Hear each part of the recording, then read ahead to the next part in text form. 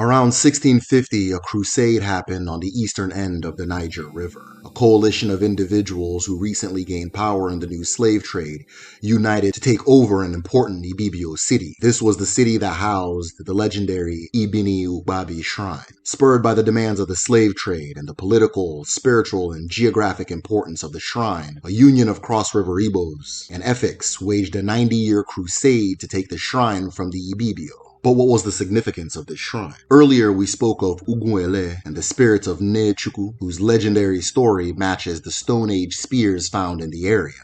The spirit that awarded hunters with spears and axes and settled disputes for pilgrims far and wide, establishing itself as one of the most important shrines, if not the most important shrine in the history of the Igbo people. Millennia after its founding, Nnechukwu of Uguele had grown tired of the people of Uturu who housed her. As the story goes, over years their demands grew pettier and less deserving of the Agbara's time and attention. In fact, one day an old woman approached the shrine to ask the shrine to help her find her missing cooking pot. It was then that Nnechukwu had had enough. The spirit rose from the ground she was first channeled in and lifted away from Uguele to find a new home. This new home would be Ibini Ukbabi, a shrine that belonged to the Ibibio people, where she would stay, never to return to Uguele again. It is difficult to say whether this event triggered what would happen next, if it was part of the inspiration for the events to come, or if the story was made up in retrospect. Either way, by the 1400s, Ibini Ukbabi was considered the most powerful and effective shrine in the region, receiving visitors from as far as today's Togo. And from this, a war would begin. The coalition of crusaders who would conquer the community united under the name of Aro Chukwu, the Spears of Nnechukwu.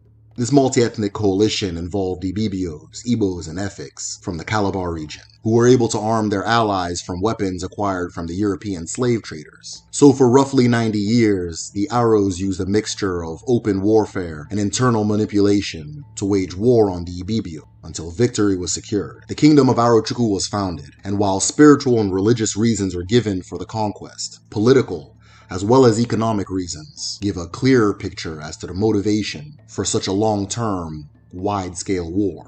Geographically, Aro Chukwu is uniquely located at the confluence between the Igbo heartland, with its dense population of warring communities and internal slave markets, and the Portuguese castles built on Bonny Island and Calabar respectively. And control of this community would mean a monopoly on the crossroads between the hinterland and the lands of no return. As a result, the community primarily dedicated itself to monopolizing the slave trade, and with the legitimizing factor of the Chukwu Oracle, as well as an abundance of foreign goods, association with Aro Chukwu meant wealth for the Diala and the hinterland and beyond.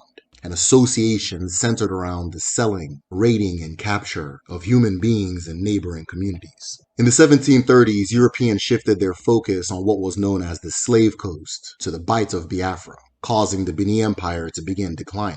At this point, Aro Chukwu entered a golden age, establishing settlements within Igbo land and coordinating slave raids into the interior. In central Igbo land, the primary target of the slave trade and where the Osu practice is most common, constant warfare and the risk of being abducted overnight led to a new social dynamic.